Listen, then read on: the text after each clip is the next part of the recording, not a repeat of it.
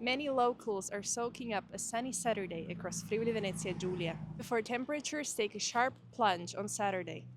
Today we are just having a fun run here in Barcola, and the weather is beautiful. It's pretty hot for this week. Yesterday it was way colder, so yeah, just fun times. Very good. It's a sunny day, and I'm in Barcola with all the Triestiners.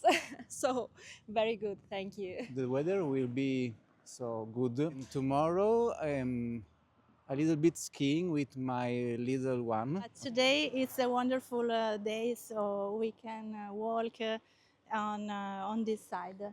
I am from Friuli Venezia Giulia, so I just turn around here, have a walk to have a wellness, and so that is it. So I'm from Trieste. I live here.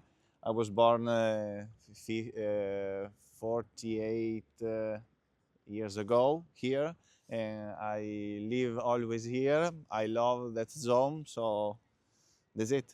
Nice. I turned 40 yesterday, and we took this opportunity to have a weekend in Trieste. We are from Austria, and we just went to Castle Miramare and took a look around, and now we are heading back in the city center for some pizza, I hope. So let's see.